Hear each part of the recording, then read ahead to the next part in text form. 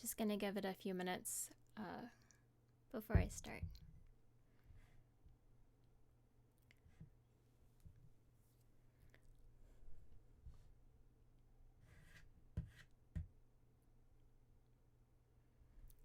I'm excited to read this actually because I haven't read Great Gatsby in, I think it's been since high school.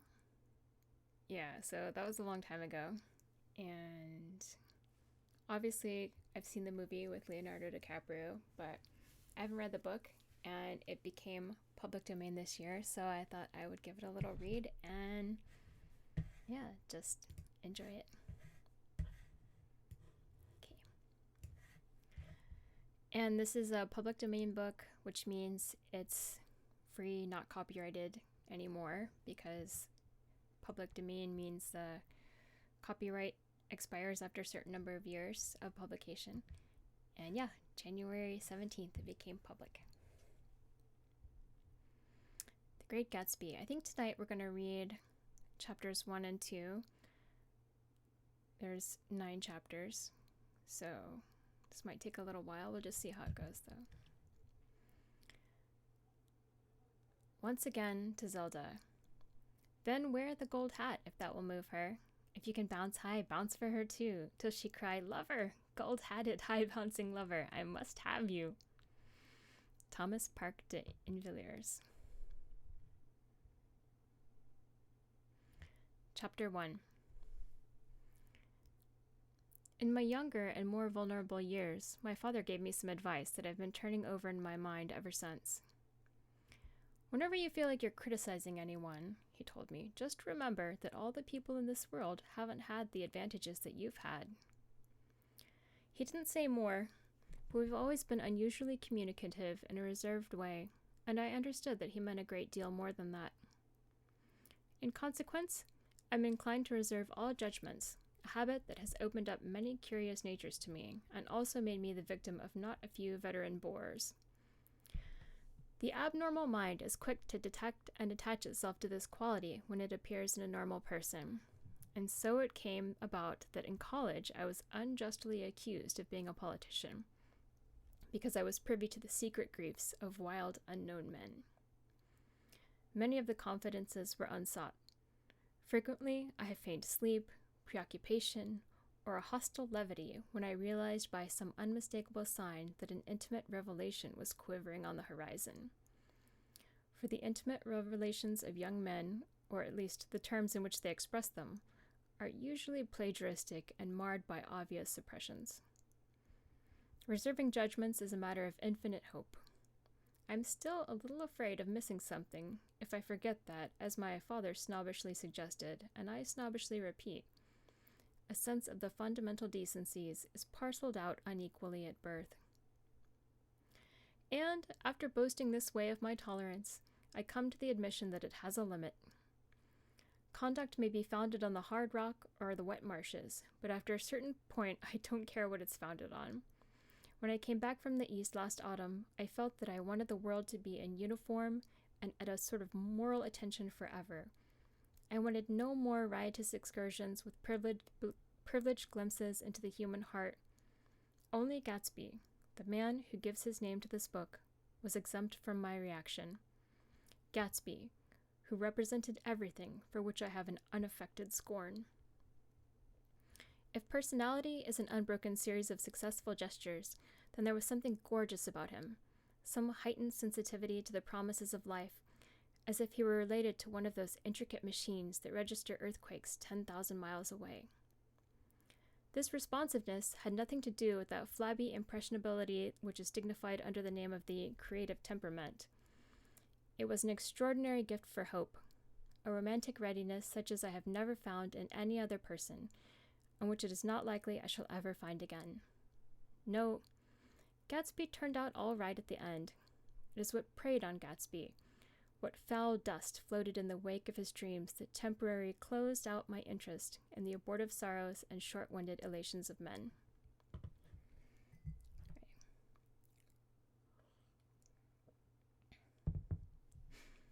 My family have been prominent, well-to-do people in this middle western city for 3 generations.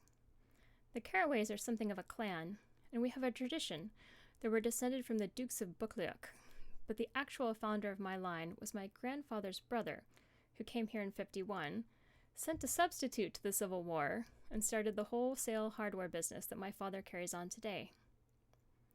I never saw this great uncle, but I'm supposed to look like him, with special reference to the rather hard-boiled painting that hangs in Father's office.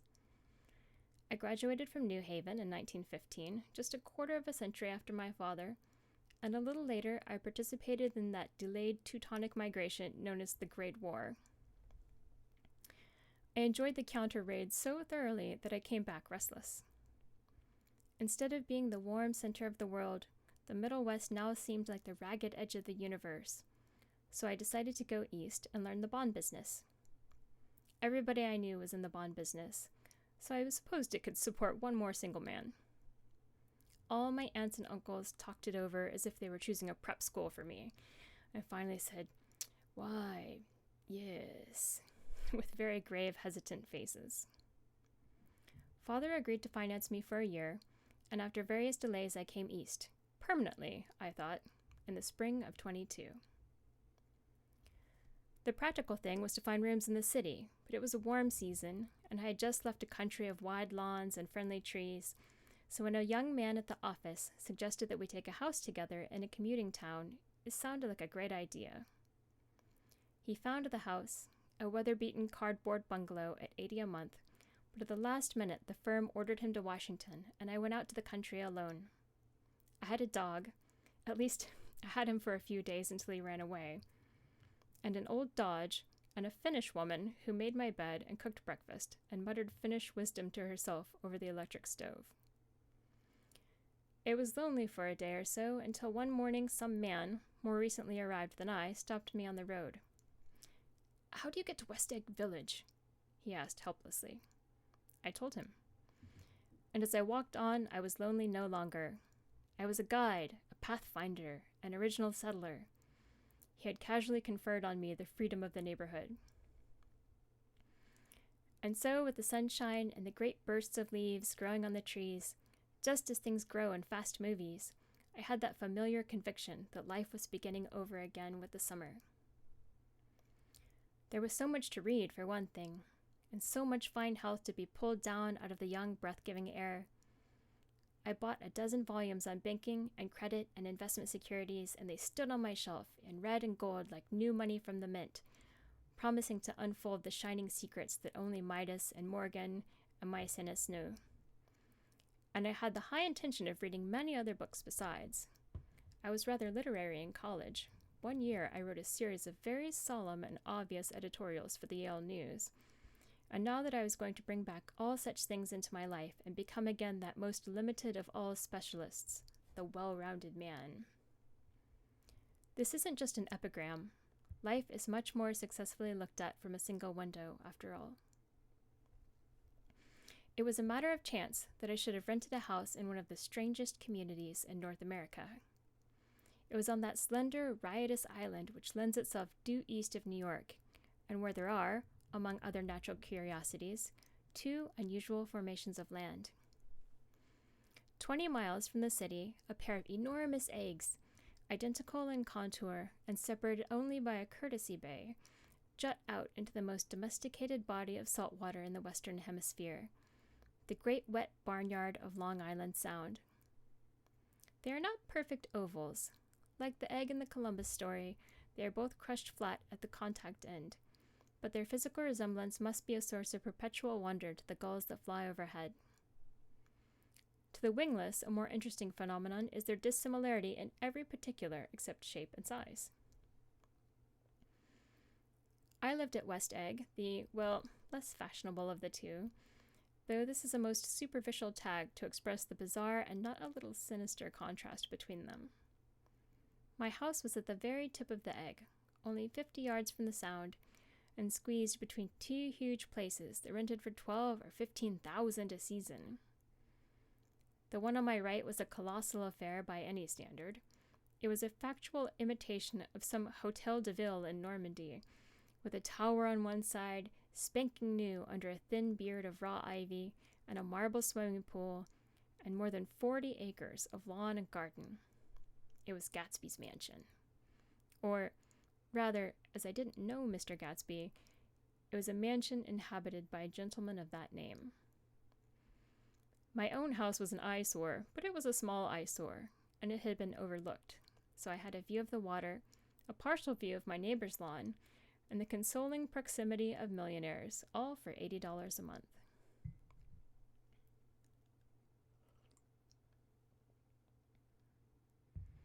Across the Courtesy Bay, the white palaces of fashionable East Egg glittered along the water, and the history of the summer really begins on the evening I drove over there to have dinner with the Tom Buchanans. Daisy was my second cousin once removed, and I'd known Tom in college, and just after the war, I spent 2 days with them in Chicago. Her husband, among various physical accomplishments, had been one of the most powerful ends that ever played football at New Haven, a national figure in a way, one of those men who reached such an acute, limited excellence at 21 that everything afterwards savors of anticlimax. His family were enormously wealthy.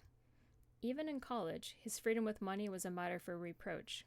But now he'd left Chicago and come east in a fashion that rather took your breath away. For instance, he'd brought down a string of polo ponies from Lake Forest. It was hard to realize that a man in my own generation was wealthy enough to do that. Why they came east, I don't know. They had spent a year in France for no particular reason, and then drifted here and there unrestfully wherever people played polo and were rich together. This was a permanent move, said Daisy over the telephone, but I didn't believe it. I had no sight into Daisy's heart, but I felt that Tom would drift on forever, seeking, a little wistfully, for the dramatic turbulence of some irrecoverable football game. And so it happened that on a warm, windy evening, I drove over to East Egg to see 2 old friends whom I scarcely knew at all. Their house was even more elaborate than I expected, a cheerful red and white Georgian colonial mansion overlooking the bay. The lawn started at the beach and ran towards the front door for a quarter of a mile, jumping over sundials and brick walks and burning gardens. Finally, when it reached the house, drifting up the side in bright vines, as though from the momentum of its run. The front was broken by a line of French windows, glowing now with reflected gold and wide open to the warm, windy afternoon, and Tom Buchanan in riding clothes was standing with his legs apart on the front porch. He had changed since his New Haven years. Now he was a sturdy, straw-haired man of 30, with a rather hard mouth and supercilious manner. 2 shining arrogant eyes had established dominance over his face and gave him the appearance of always leaning aggressively forward. Not even the effeminate swank of his riding clothes could hide the enormous power of that body. He seemed to fill those glistening boots until he strained to the top lacing, and you could see a great pack of muscle shifting whenever his shoulder moved under his thin coat. It was a body capable of enormous leverage, a cruel body.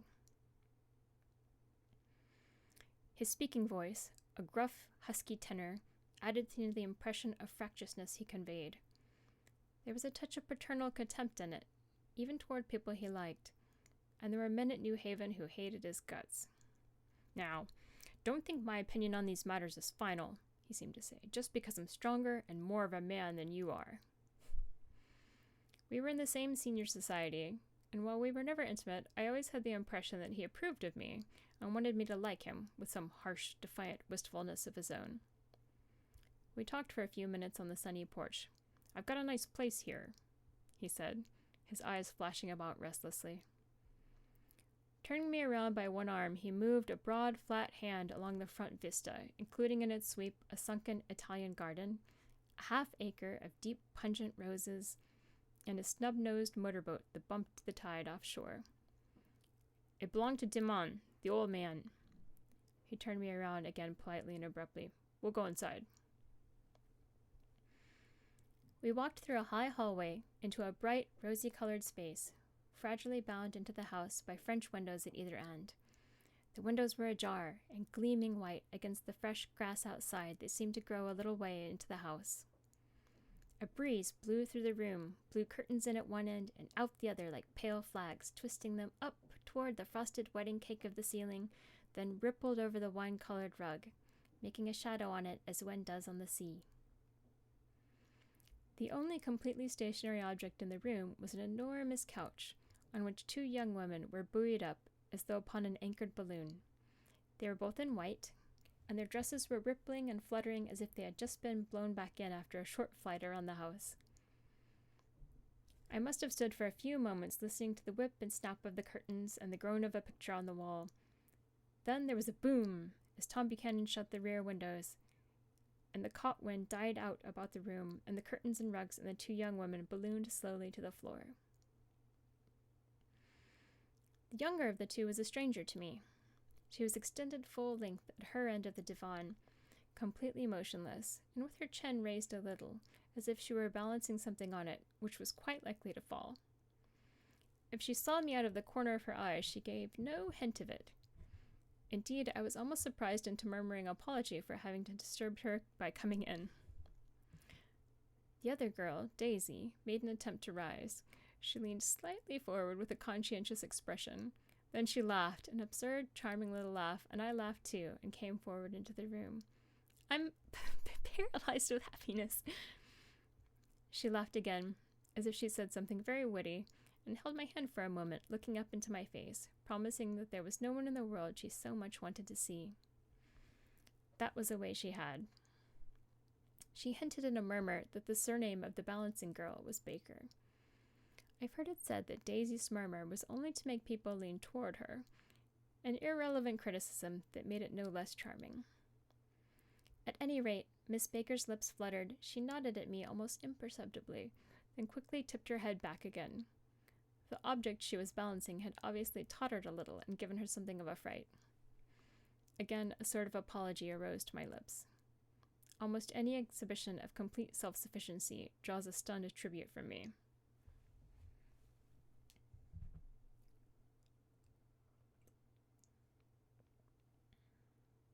I looked back at my cousin, who began to ask me questions in her low, thrilling voice. It was the kind of voice that the ear follows up and down, as if each speech is an arrangement of notes that will never be played again.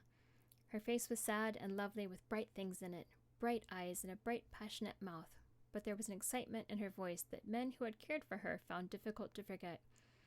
A singing compulsion, a whispered "listen," a promise that she had done gay, exciting things just a little while since, and that there were gay, exciting things hovering in the next hour. I told her how I had stopped off in Chicago for a day on my way east, and how a dozen people had sent their love through me. "Do they miss me?" she cried ecstatically. "The whole town is desolate. All the cars have the left rear wheel painted black as a mourning wreath, and there's a persistent wail all night along the North Shore." "How gorgeous! Let's go back, Tom. Tomorrow!" Then she added irrelevantly, "You ought to see the baby." "I'd like to." "She's asleep. She's 3 years old. Haven't you ever seen her?" "Never." "Well, you ought to see her. She's—" Tom Buchanan, who had been hovering restlessly about the room, stopped and rested his hand on my shoulder. "What are you doing, Nick?" "I'm a bond man." "Who with?" I told him. "Never heard of them," he remarked decisively. This annoyed me. "You will," I answered shortly. "You will if you stay in the East."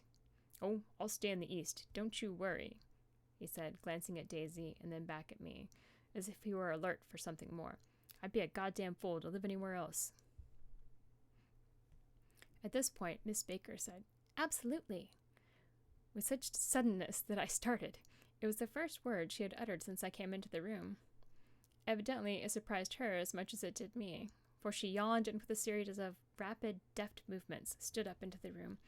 "I'm stiff," she complained. "I've been lying on that sofa for as long as I can remember." "Don't look at me," Daisy retorted. "I've been trying to get you to New York all afternoon." "No, thanks," said Miss Baker to the 4 cocktails just in from the pantry. "I'm absolutely in training." Her host looked at her incredulously. "You are?"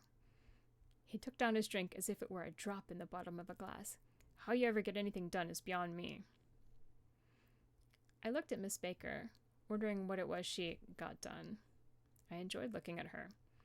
She was a slender, small-breasted girl with an erect carriage, which she accentuated by throwing her body backward at the shoulders like a young cadet. Her gray, sun-strained eyes looked back at me with polite, reciprocal curiosity out of a wan, charming, discontented face. It occurred to me now that I had seen her, or a picture of her, somewhere before. "You live in West Egg," she remarked contemptuously.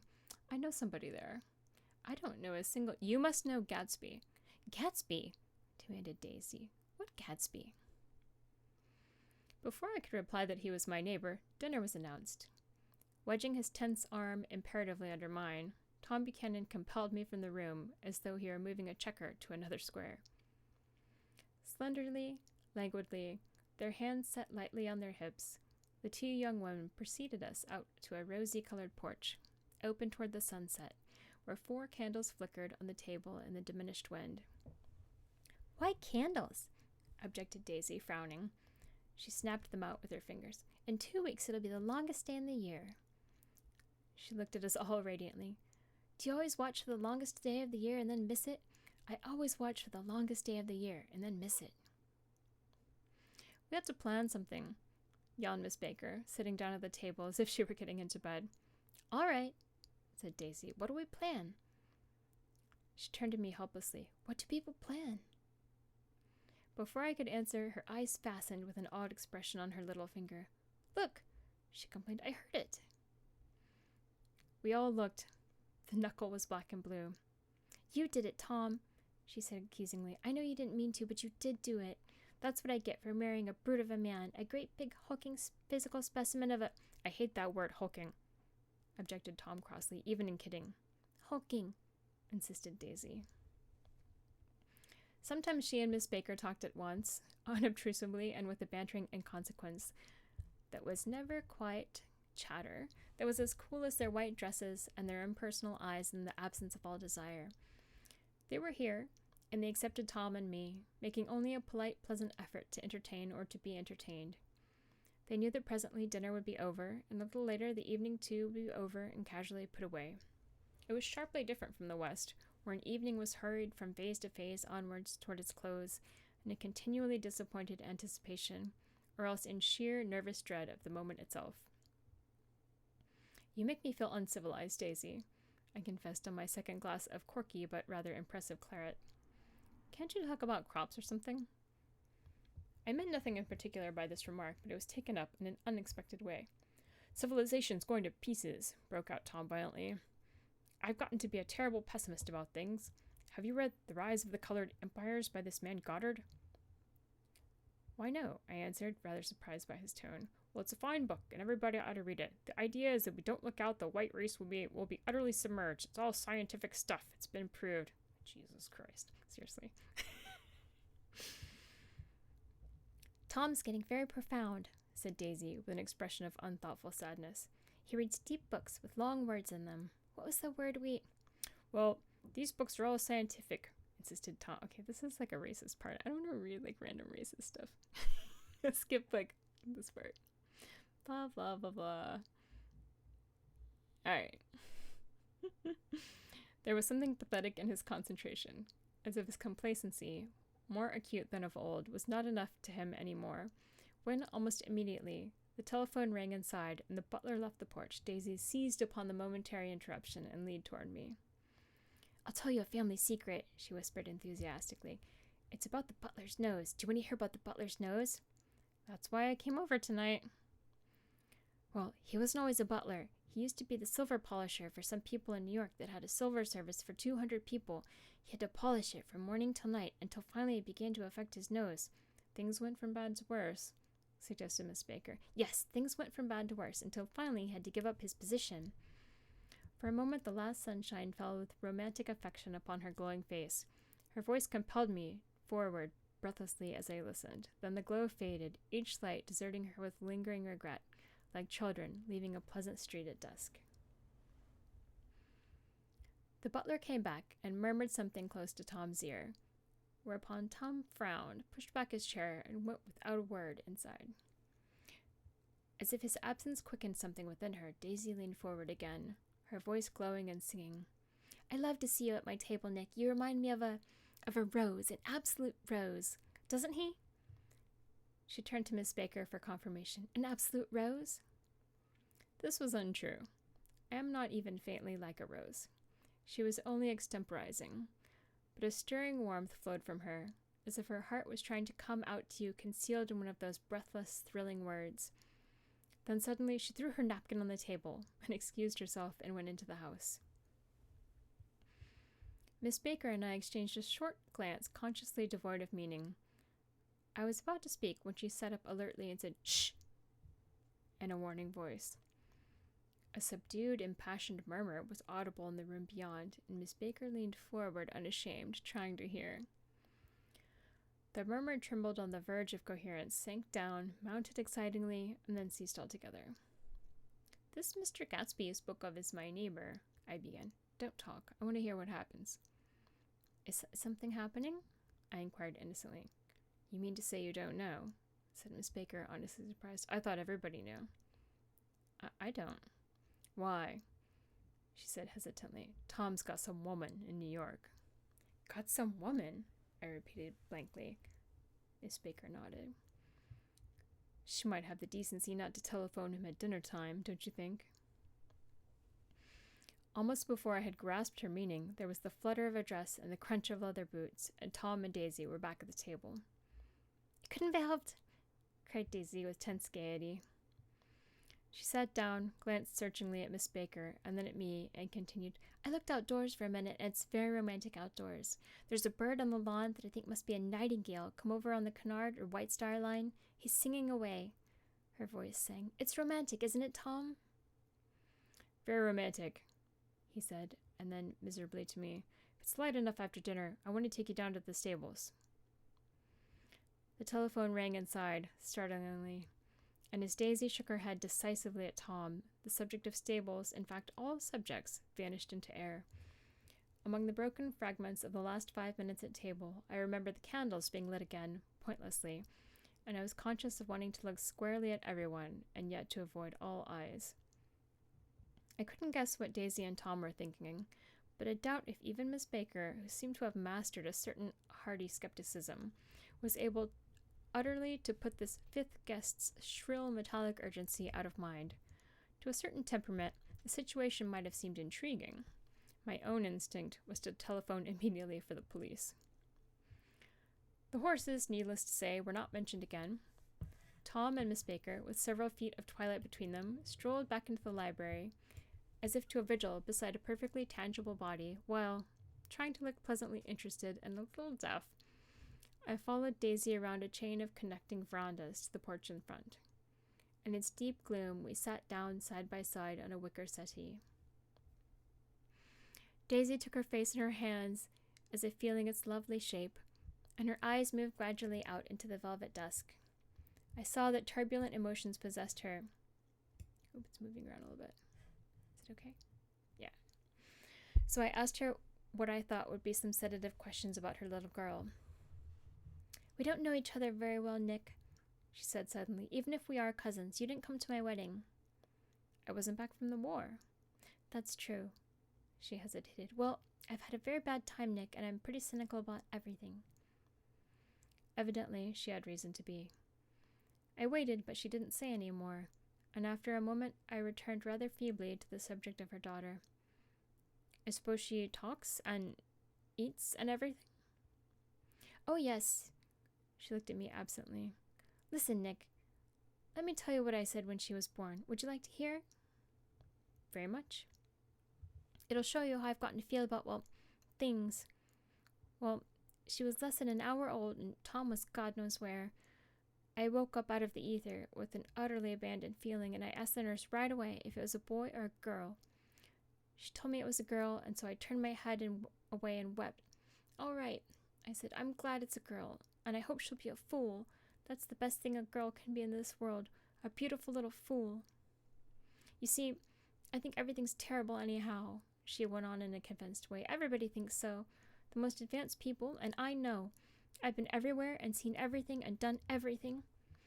Her eyes flashed around her in a defiant way, rather like Tom's, and she laughed with thrilling scorn. 'Sophisticated! God, I'm sophisticated!'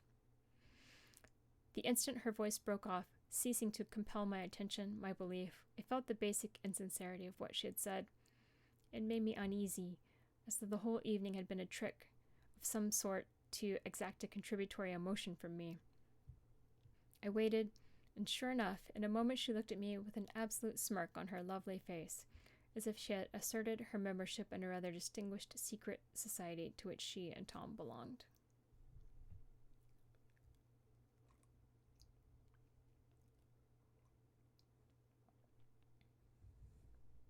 Inside, the crimson room bloomed with light. Tom and Miss Baker sat on either end of the long couch, and she read aloud to him from the Saturday Evening Post, the words, murmurous and uninflected, running together in a soothing tune. The lamplight, bright on his boots and dull on the autumn leaf yellow of her hair, glinted along the paper as she turned a page with a flutter of slender muscles in her arms. When we came in, she held us silent for a moment with a lifted hand. To be continued, she said, tossing the magazine on the table, in our very next issue. Her body asserted itself with a restless movement of her knee, and she stood up. 10 o'clock, she remarked, apparently finding the time on the ceiling. Time for this good girl to go to bed. Jordan's going to play in the tournament tomorrow, explained Daisy, over at Westchester. Oh, you're Jordan Baker. Now I knew why her face was familiar. Its pleading, contemptuous expression had looked out at me from many road cover pictures of sporting life at Asheville and Hot Springs and Palm Beach. I had heard some story of her too, a critical, unpleasant story, but what it was, I had forgotten long ago. Good night, she said softly. Wake me up at 8, won't you? If you'll get up. I will. Good night, Mr. Carraway. See you anon. Of course you will, confirmed Daisy. In fact, I think I'll arrange a marriage. Come over often, Nick, and I'll sort of, fling you together. You know, lock you up accidentally in linen closets and push you out to sea in a boat and all that sort of thing. Good night, called Miss Baker from the stairs. I haven't heard a word. She's a nice girl, said Tom after a moment. They oughtn't let her run the country this way. Who oughtn't to? Inquired Daisy coldly. Her family. Her family has one aunt of about 1,000 years old. Besides, Nick's going to look after her, aren't you, Nick? She's going to spend lots of weekends out here this summer. I think the home influence will be very good for her. Daisy and Tom looked at each other for a moment in silence. Is she from New York? I asked quickly. From Louisville. Our white girlhood was passed together there. Our beautiful white... Did you give Nick a little heart-to-heart talk on the veranda? Demanded Tom suddenly. Did I? She looked at me. I can't seem to remember, but I think we talked about the Nordic race. Yeah, I'm sure we did. It sort of crept up on us that first thing you know. Don't believe everything you hear, Nick, he advised me. I said lightly that I had heard nothing at all, and a few minutes later I got up to go home. They came to the door with me and stood side by side in a cheerful square of light. As I started my motor, Daisy preemptively called, Wait!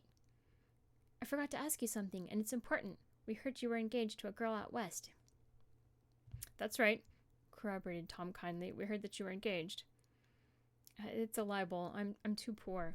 But we heard it, insisted Daisy, surprising me by opening up again in a flower-like way. We heard it for 3 people, so it must be true. Of course I knew what they were referring to, but I wasn't even vaguely engaged. The fact that gossip had published the banns was one of the reasons I had come east. You can't stop going with an old friend on account of rumors, and on the other hand, I had no intention of being rumored into marriage. Their interest rather touched me and made them less remotely rich. Nevertheless, I was confused and a little disgusted as I drove away. It seemed to me that the thing for Daisy to do was to rush out of the house, child in arms, but apparently there were no such intentions in her head. As for Tom, the fact that he had some woman in New York was really less surprising than he had been depressed by a book. Something was making him nibble at the edge of stale ideas, as if his sturdy physical egotism no longer nourished his peremptory heart. Already it was deep summer on roadhouse roofs and in front of wayside garages, where new red petrol pumps sat out in pools of light, and when I reached my estate at West Egg, I ran the car under its shed and sat for a while on an abandoned grass roller in the yard. The wind had blown off, leaving a loud, bright night, with wings beating in the trees and a persistent organ sound as the full bellows of the earth blew the frogs full of life. The silhouette of a moving cat wavered across the moonlight, and, turning my head to watch it, I saw that I was not alone. 50 feet away, a figure had emerged from the shadow of my neighbor's mansion and was standing with his hands in his pockets, regarding the silver pepper of the stars. Something in his leisurely movements and the secure position of his feet upon the lawn suggested that it was Mr. Gatsby himself, come out to determine what share was his of our local heavens. I decided to call to him. Miss Baker had mentioned him at dinner, and that would do for an introduction. But I didn't call to him, for he gave a sudden intimation that he was content to be alone. He stretched out his arms toward the dark water in a curious way, and, as far as I was from him, I could have sworn he was trembling. Involuntarily I glanced seaward, and distinguished nothing except a single green light, minute and far away, that might have been the end of a dock. When I looked once more for Gatsby, he had vanished, and I was alone again in the unquiet darkness. Alright, that's one chapter. I'm gonna drink a little of my tea.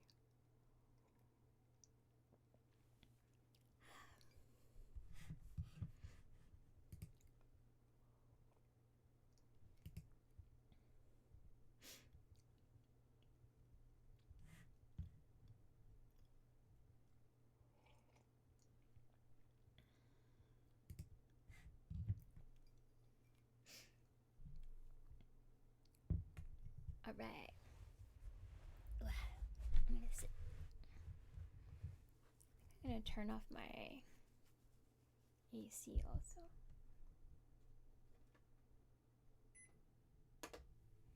It's a little chilly tonight. It's been raining here, so.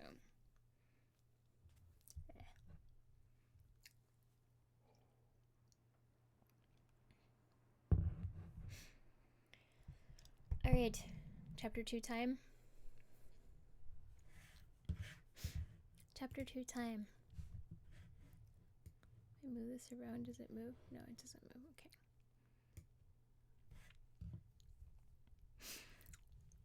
Alright. About halfway between West Egg and New York, the motor road hastily joins the railroad and runs beside it for a quarter of a mile, so as to shrink away from a certain desolate area of land. This is the Valley of Ashes, a fantastic farm where ashes grow like wheat into ridges and hills and grotesque gardens, where ashes take the forms of houses and chimneys and rising smoke, and, finally, with a transcendent effort, of ash-gray men who move dimly and already crumbling through the powdery air.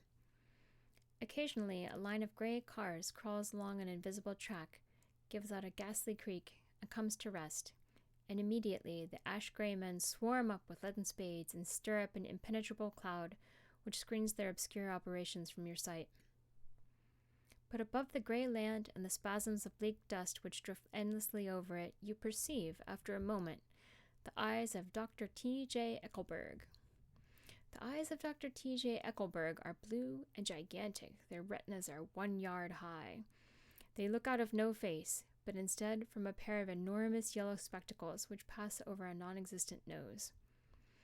Evidently, some wild wag of an oculist set them there to fatten his practice into the borough of Queens, and then sank down himself into eternal blindness, or forgot them and moved away. But his eyes, dimmed a little by many paintless days under rain and sun, brood on over the sullen dumping ground. The Valley of Ashes is bounded on one side by a small foul river, and when the drawbridge is up to let barges through, the passengers on waiting trains can stare at the dismal scene for as long as half an hour. There's always a halt there of at least a minute, and it was because of this that I first met Tom Buchanan's mistress. The fact that he had one was insisted upon whenever he was known. His acquaintances resented the fact that he turned up in popular cafes with her, and, leaving her at our table, sauntered about, chattering with whomever he knew. Though I was curious to see her, I had no desire to meet her, but I did. I went up to New York with Tom on the train one afternoon, and when we stopped on the ash heaps, he jumped to his feet and, taking hold of my elbow, literally forced me from the car. "We're getting off," he insisted. "I want you to meet my girl." I think he'd tanked up a good deal at luncheon, and his determination to have my company bordered on violence. The supercilious assumption was that on Sunday afternoon I had nothing better to do. I followed him over a low, whitewashed railroad fence, and we walked back 100 yards along the road under Dr. Ecclesburg's persistent stare. The only building in sight was a small block of yellow brick sitting on the edge of the wasteland, a sort of compact main street ministering to it, and contiguous to absolutely nothing. One of the 3 shops it contained was for rent, and another was an all-night restaurant, approached by a trail of ashes. The third was a garage. Repairs. George B. Willison. Cars bought and sold. And I followed Tom inside. The interior was unprosperous and bare. The only car visible was the dust-covered wreck of a Ford which crouched in a dim corner. It occurred to me that this shadow of a garage must be a blind, and that sumptuous and romantic apartments were concealed overhead, when the proprietor himself appeared in the door of an office, wiping his hands on a piece of waste. He was a blond, spiritless man, anemic, and faintly handsome. When he saw us, a deep gleam of hope sprang into his light blue eyes. "Hello, Wilson, old man," said Tom, slapping him jovially on the shoulder. "How's business?" "I can't complain," answered Wilson unconvincingly. "When are you going to sell me that car?" "Next week. I've got my man working on it now." "Works pretty slow, doesn't he?" "No, he doesn't," said Tom coldly. "And if you feel that way about it, maybe I'd better sell it somewhere else after all." "I don't mean that," explained Wilson quickly. "I just meant that—" His voice faded off, and Tom glanced impatiently around the garage. Then I heard footsteps on the stairs, and in a moment the thickish figure of a woman blocked out the light from the office door. She was in the middle 30s and faintly stout, but she carried her flesh sensuously, as some women can. Her face, above a spotted dress of dark blue crepe de chine, contained no facet or gleam of beauty, but there was an immediately perceptible vitality about her, as if the nerves of her body were continually smoldering. She smiled slowly, and, walking through her husband as if he were a ghost, shook hands with Tom, looking him flush in the eye. Then she wet her lips, and without turning around, spoke to her husband in a soft, coarse voice. "Get some chairs, why don't you, so somebody can sit down?" "Oh, sure," agreed Wilson hurriedly, and went toward the little office, mingling immediately with the cement color of the walls. A white ashen dust veiled his dark suit and his pale hair, as it veiled everything in the vicinity, except his wife, who moved close to Tom. "I want to see you," said Tom intently. "Get on the next train." "All right. I'll meet you by the newsstand on the lower level." She nodded and moved away from him, just as George Wilson emerged with 2 chairs from his office door. We waited for her down the road and out of sight. It was a few days before the 4th of July, and a gray, scrawny Italian child was setting torpedoes in a row along the railroad track. "Terrible place, isn't it?" said Tom, exchanging a frown with Dr. Ecclesburg. "Awful. It does her good to get away." "Doesn't her husband object?" "Wilson? He thinks she goes to see her sister in New York. He's so dumb he doesn't know he's alive." So Tom Buchanan and his girl and I went up together to New York, or not quite together, for Miss Wilson sat discreetly in another car. Tom deferred that much to the sensibilities of those East Eggers who might be on the train. She had changed her dress to a brown-figured muslin, which stretched tight over her rather wide hips, as Tom helped her to the platform in New York. At the newsstand, she bought a copy of Town Tattle and a moving picture magazine, and in the station drugstore some cold cream and a small flask of perfume. Upstairs, in the solemn, echoing drive, she let 4 taxicabs drive away before she selected a new one, lavender-colored with gray upholstery, and in this we slid out from the mass of the station into the glowing sunshine. But immediately she turned sharply from the window and, leaning forward, tapped on the front glass.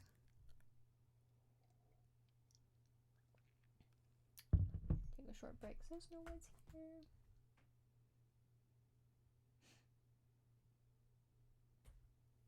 Yeah.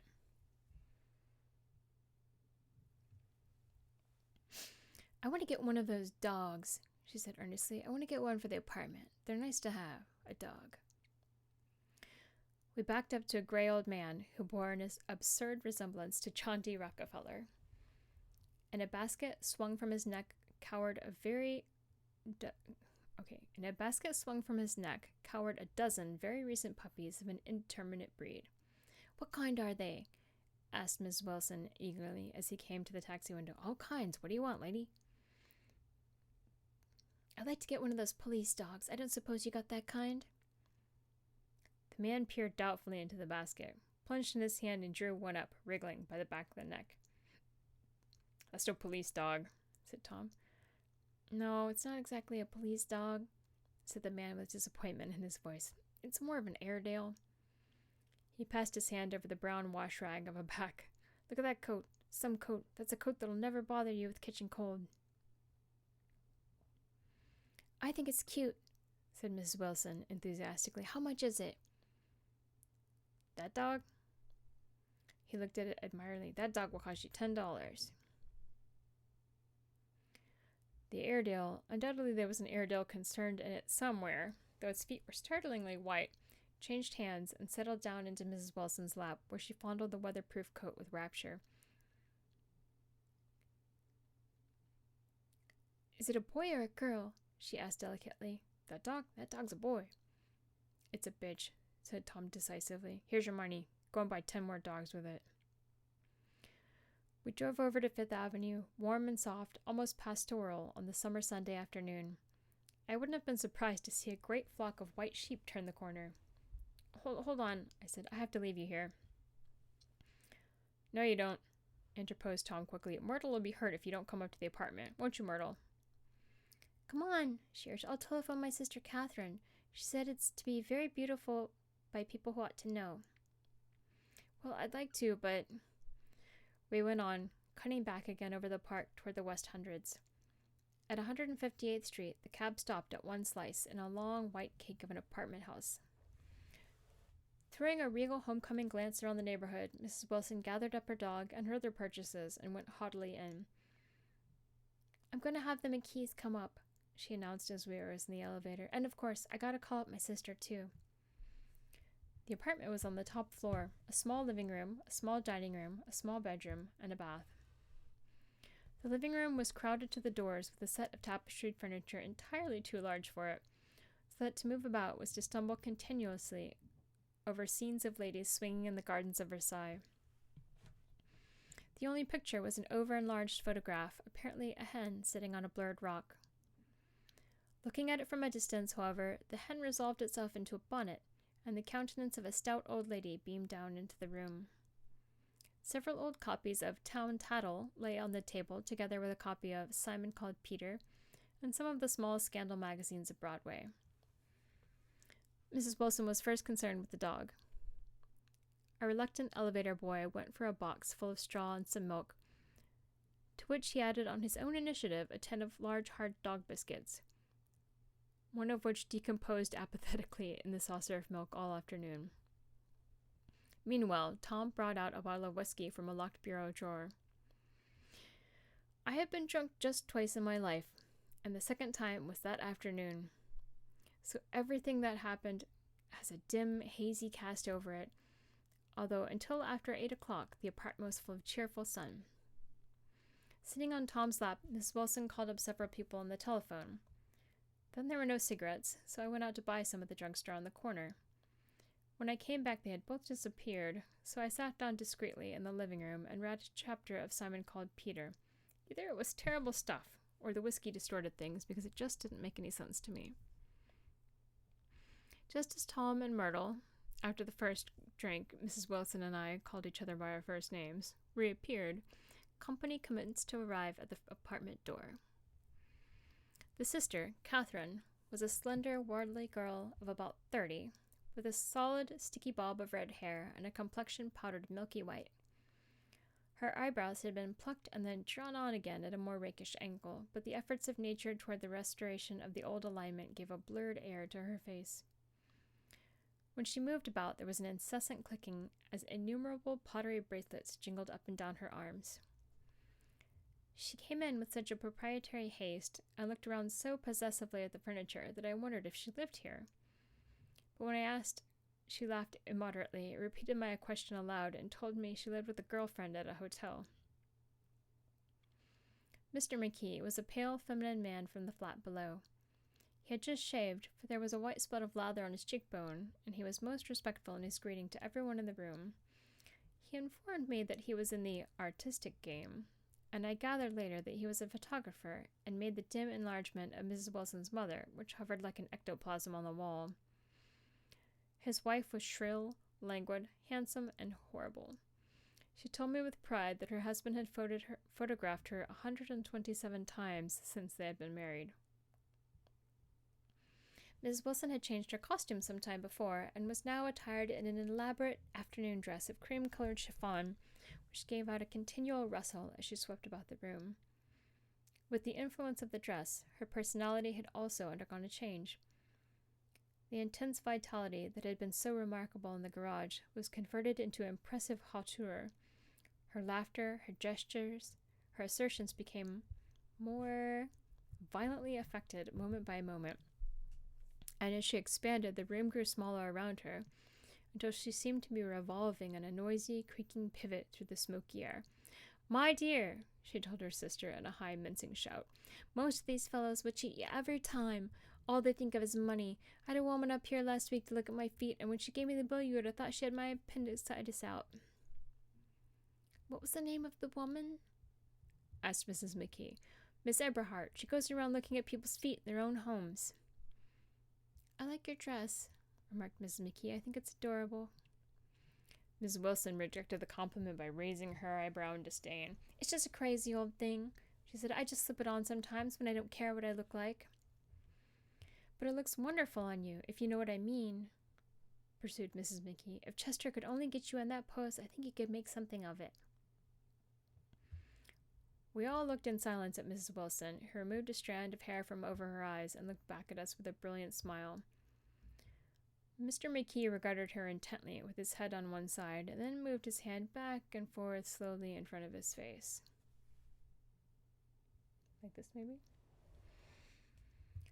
"I should change the light," he said after a moment. "I'd like to bring out the modeling of the features, and I'd try to get hold of all the back hair."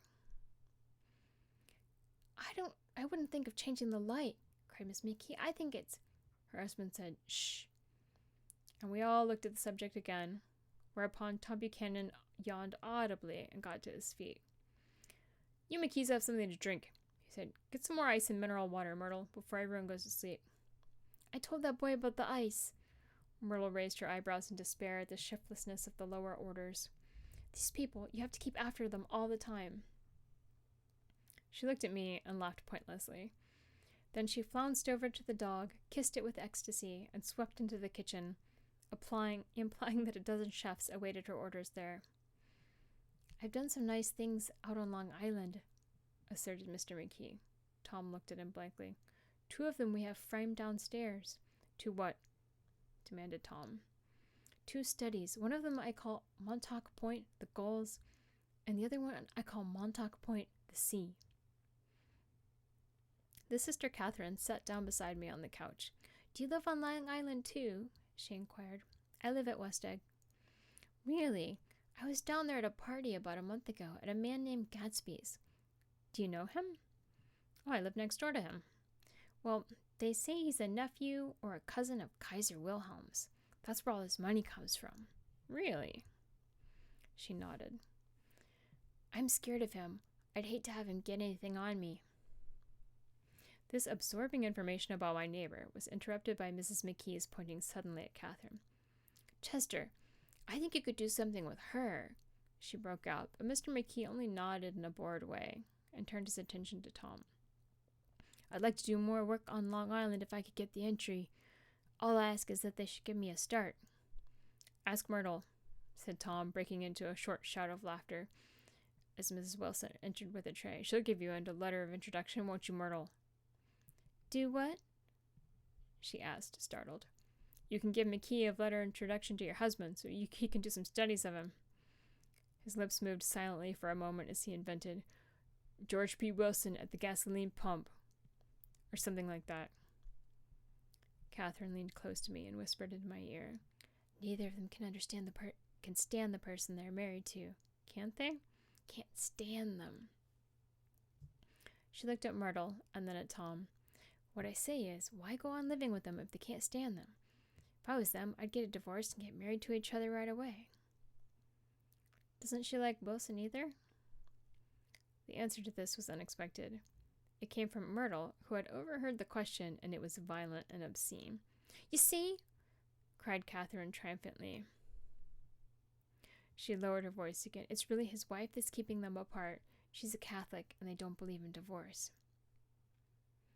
Daisy was not a Catholic, and I was a little shocked at the elaborateness of the lie. When they do get married, continued Catherine, they're going west for a little while to live until it blows over. It'd be more discreet to go to Europe. Oh, do you like Europe? She exclaimed surprisingly. I just came back from Monte Carlo. Really? Just last year I went over there with another girl. Stay long? No, we just went to Monte Carlo and back. We went by way of Marseille. We had over $1,200 when we started, but we got gypped out of it all in 2 days in the private rooms. We had an awful time getting back, I can tell you. God, how I hated that town. The late afternoon sky bloomed in the window for a moment like the blue honey of the Mediterranean. Then the shrill voice of Miss McKee called me back to the room. I almost made a mistake, too, she declared vigorously. I almost married a little... Oh, my goodness. I'm not going to say bad words. Who'd been after me for years. I knew he was below me. Everyone kept saying to me, Lucille, that man's way below you. But if I hadn't met Chester, he'd have got me for sure. Yes, but listen, said Myrtle Wilson, nodding her head up and down. At least you didn't marry him. I know I didn't. Well, I married him, said Myrtle ambiguously, and that's the difference between your case and mine. Why did you, Myrtle? Demanded Catherine. Nobody forced you to. Myrtle considered. I married him because I thought he was a gentleman, she said finally. I thought he knew something about breeding, but he wasn't fit to lick my shoe. You were crazy about him for a while, said Catherine. Crazy about him? Cried Myrtle incredulously. Who said I was crazy about him? I was never any more crazy about him than I was about that man there. She pointed suddenly to me, and everyone looked at me accusingly. I tried to show by my expression that I expected no affection. The only crazy I was when I married him. I knew right away that I made a mistake. He borrowed somebody's best suit to get married in and never even told me about it, and the man came after it one day when he was out. Oh, is that your suit? I said. This is the first I ever heard about it. But I gave it to him, and then I lied down and cried to beat the band all afternoon. She really ought to get away from him, resumed Catherine to me. They've been living over that garage for 11 years, and Tom's the first sweetie she ever had. The bottle of whiskey, a second one, was now in constant demand by all present, except Catherine, who felt as good on nothing at all. Felt just as good on nothing at all. Tom rang for the janitor and sent him for some celebrated sandwiches, were a complete supper in themselves. I wanted to get out and walk eastward toward the park through the soft twilight, but each time I tried to go I became entangled in some wild, strident argument, which pulled me back, as if with ropes, to my chair. Yet high over the city, our line of yellow windows must have contributed their share of human secrecy to the casual watcher in the darkening streets, and I saw him too, looking up and wondering. I was within and without, simultaneously enchanted and repelled by the inexhaustible variety of life. Myrtle pulled her chair close to mine, and suddenly her warm breath poured over me, the story of her first meeting with Tom. I was on the 2 little seats facing each other that are always the last ones left on the train. I was going up to New York to see my sister and spend the night. He had on a dress suit and patent leather shoes, and I couldn't keep my eye off him. But every time he looked at me, I had to pretend to be looking at the advertisement over his head. When we came into the station, he was next to me, and his white shirt front pressed against my arm, and so I told him I'd have to call a policeman. But he knew I lied. I was so excited that when I got into a taxi with him, I didn't hardly know I wasn't getting into a subway train. All I kept thinking about over and over was, you can't live forever, you can't live forever. She turned to Miss McKee, and the room rang with her artificial laughter. My dear, she cried, I'm going to give you this dress as soon as I'm through with it. I've got to get another one tomorrow. I'm going to make a list of all the things I've got to get. A massage and a wave and a collar for the dog and one of those cute little ashtrays where you touch a spring and a wreath with a black silk bow for Mother's grave that'll last all summer. I've got to write down a list so I don't forget all the things I've got to do. It was 9 o'clock. Almost immediately afterward, when I looked at my watch and found it was 10. Mr. McKee was asleep on a chair with his fists clenched in his lap, like a photograph of a man of action. Taking out my handkerchief, I wiped from his cheek the spot of dried lather that had worried me all afternoon. The little dog was sitting on the table, looking with blind eyes through the smoke, and from time to time groaning faintly. People disappeared, reappeared, made plans to go somewhere, and then lost each other, searched for each other, found each other a few feet away. Sometime toward midnight, Tom Buchanan and Miss Wilson stood face to face discussing, in impassioned voices, whether Mrs. Wilson had any right to mention Daisy's name. "Daisy, Daisy, Daisy," shouted Miss Wilson. "I'll say it whenever I want to. Daisy, making a short, deft movement. Tom Buchanan broke her nose with his open hand. Then there were bloody towels upon the bathroom floor and women's voices scolding, and high over the confusion a long, broken wail of pain. Mr. McKee awoke from his doze and started in a daze toward the door. When he had gone halfway, he turned around and stared at the scene. His wife and Catherine scolding and consoling as they stumbled here and there among the crowded furniture with articles of aid, and the despairing figure on the couch bleeding fluently and trying to spread a copy of Town Tattle over the tapestry scenes of Versailles. Then Mr. McKee turned and continued on out the door. Taking my hat from the chandelier, I followed. "Come to lunch some day," he suggested as we groaned down in the elevator. "Where?" "Anywhere." "Keep your hands off the lever," snapped the elevator boy. I beg your pardon," said Mr. Key with dignity. "I didn't know I was touching it." "All right," I agreed. "I'll be glad to." I was standing beside his bed, and he was sitting up between the sheets, clad in his underwear, with a great portfolio in his hands. Beauty and the Beast, Loneliness, Old Grocery Horse, Brooklyn Bridge. Then I was lying half asleep in the cold lower level of the Pennsylvania station, staring at the Morning Tribune and waiting for the 4 o'clock train. All right. That's the first 2 chapters. I think I'm done reading for tonight. I'll read 2 more chapters. Maybe not tomorrow, because I have another stream planned for tomorrow, but Friday? Friday. Thanks to anyone who watches this.